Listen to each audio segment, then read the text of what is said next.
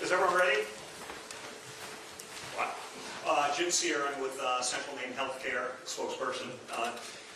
John Alexander, some of you have asked about the title. It's John, J-O-H-N, Alexander, MD, Chief of Central Maine Healthcare. And that's the umbrella organization of which Stephen Siegel, the local hospital, is a part of. Is going to be speaking to you today about, but he can't. He's not going to be able to answer all of your questions. But with that, Dr. Alexander. All right, thanks, Jim.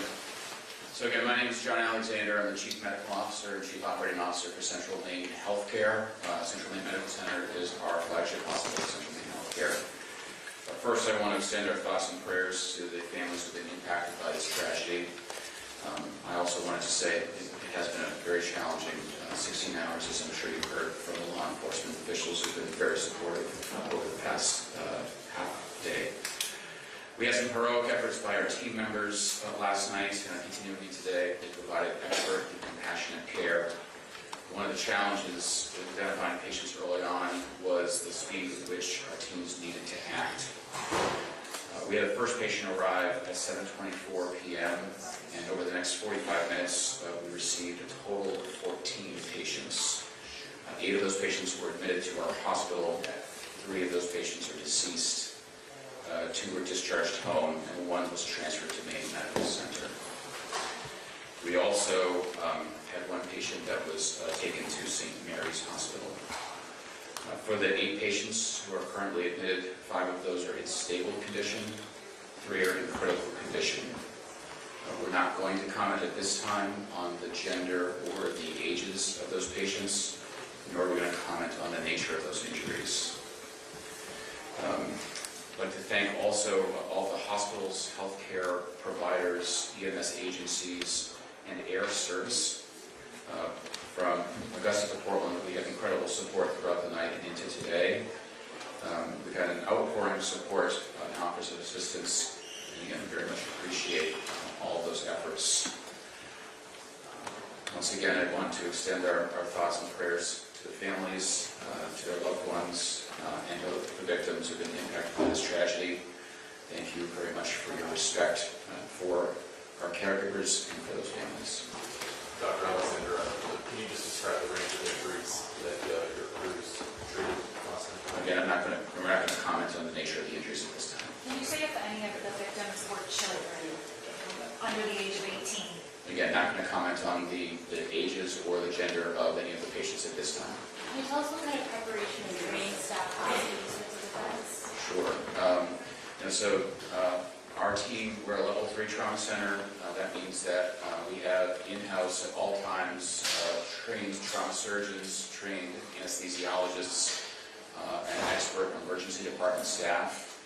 As I mentioned, when the first patient arrived at 7:24, we had approximately 25 team members, physicians, nurses, respiratory therapists who are already available to take care of that patient. By the time the 14th patient came in, approximately 45 minutes later, that number had ballooned to about 50 or 60 care providers.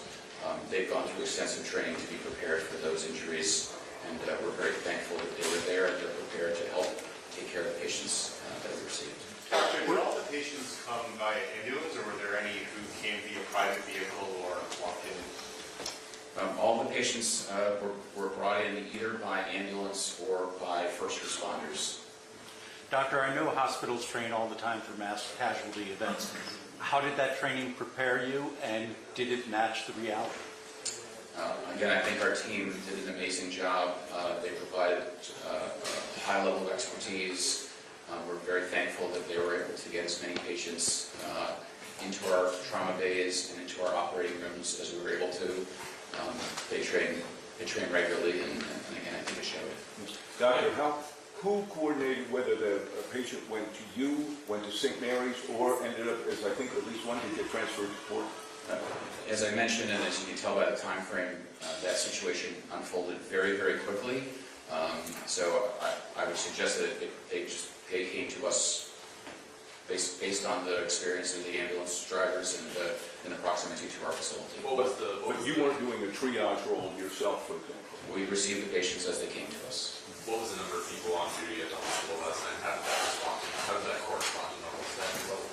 We've had our normal staffing available last night, and as I mentioned when I referenced the ballooning, we had approximately 100 team members who were off duty come into the hospital to help ensure that we were able to care for not only the patients that we received from these horrible scene, but also take care of the patients that we had there.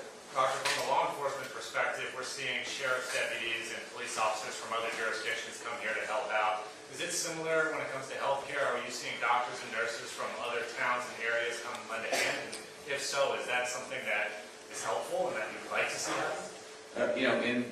Certainly in the short term, there's an outpouring of assistance that's being offered, and you don't know what resources you need or don't need, so it is helpful. We were able to organize those resources and use them effectively. As an example, we had ambulance services from other counties coming on site. At one point, we had approximately 10 ambulance crews standing by outside of our trauma center to ensure that if we had patients who needed to be transferred, they could be transferred. We received nurses and physicians from some of our area hospitals. We had helicopter support, not only from our own Lifeline of Maine, but also from Boston MedFlight and from Dartmouth. So the long answer to that, or the short answer is yes. And then, Doctor, what about the lockdown? Obviously, there was a large police presence outside of the hospital this morning. How long do you anticipate that to be in effect, and why exactly do you need armed personnel outside of the hospital at this time? So we're taking the lead from law enforcement, and they're the ones who are telling us what we need to do and how we need to do it. As long as the city is in, what's the term that they use? Shelter in place. As long as we're in shelter in place, then we will continue to remain in our current status. This kind of event happens a lot in America. A lot of hospitals like yours have to deal with situations like this. Do you have a professional opinion about the fact that this is part of what the American medical community regularly has to respond to? It's a good question. I don't know that I have a professional opinion about having to respond to this. I would just say that it's a tragedy, and I think we should do our best to respect the families, those people who have been impacted, the caregivers. I'll just add one thing, just talking about that. We do have an incredible amount of support for people who are going through a difficult time right now, mental health issues, any kind of stress or anxiety from not only the events that have happened, but having to witness some of it. And so we're continuing to provide those resources, and much to the question asked earlier about other areas and other neighboring towns or communities, we've received a lot of support from neighboring towns, communities, and agencies from around the state in order to offer support not only to the patients and families that we have, but also to our team members. Last question? Is there a call to action at all for blood drive? I know people want to know if they can help out. For right now, we and I believe the other trauma centers in the state are very adequately supplied with blood and other supplies. I think the one thing that I would ask for people who are at home right now is if you're in an area where you're being asked to shelter in place, please do so and stay safe. Can we go back to one point from early? Can you, the amount of time that elapsed from when you first got notified, the first patient arrived, till the last one, and obviously some admitted, some not? Sure, yeah, that time frame was approximately 45 minutes. We received 14 patients, critically ill patients at that time, for 45 minutes. So that happened very quickly, and our teams responded exceptionally well. Thank you all. We'll keep you posted. State Police will